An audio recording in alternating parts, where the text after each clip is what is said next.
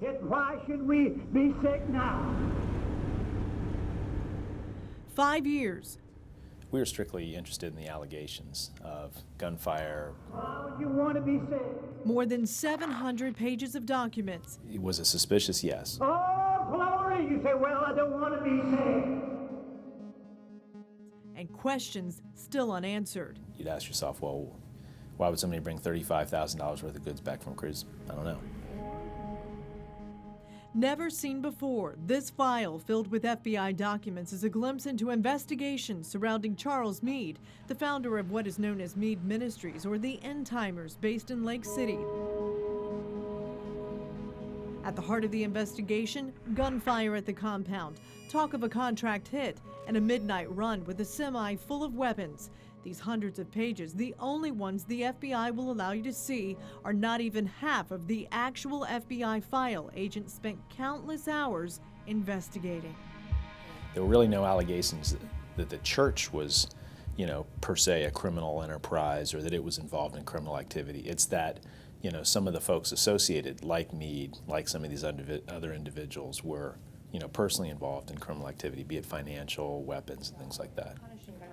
Special Agent in Charge James Casey is the head of the Jacksonville FBI office. Documents show his agents focused on Charles Meade off and on since September 2004 in what's called a preliminary inquiry, which means it's limited mainly to surveillance and interviews. We were strictly interested in the allegations of gunfire, acquisition of weapons, and things like that. And once complete, a decision is made on whether there's enough evidence to move forward with a more in-depth investigation. Sources told agents they heard automatic weapons shot at the compound, a semi-trailer utilized to deliver semi-automatic weapons to the End Timers, and the driver was asked if they bury them, can they be detected by satellite?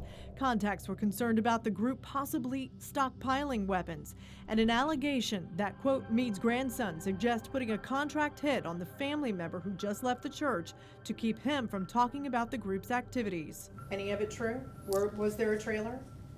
Well, let's just say that none of it was substantiated. Do you believe that they could be armed?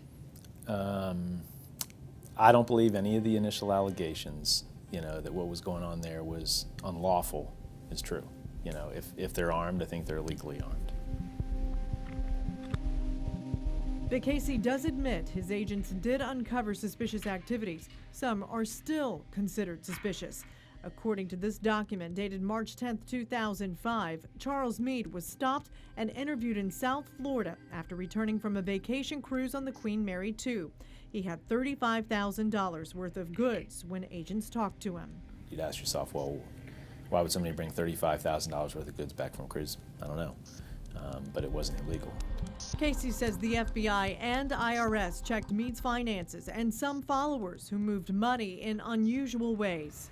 It was suspicious and still is kind of suspicious, but as we looked at it, our threshold for financial crime is really high right now just because of the amount of financial crime there is and the seriousness of it. We're talking usually in the $1 million threshold range.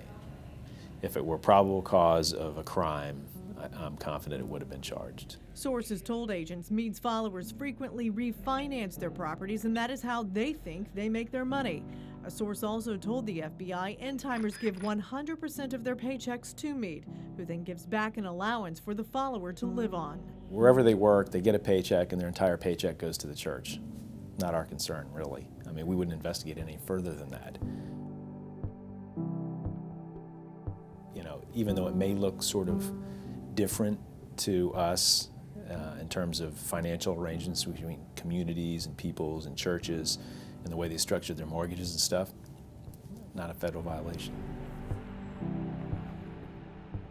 Over the years, agents noted it was hard to get information out of the community who didn't feel comfortable talking.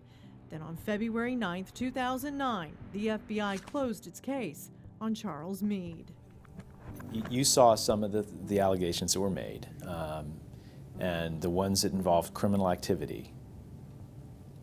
To the extent we could prove it or disprove it, we could never prove it. We did everything we could do and should do and moved on.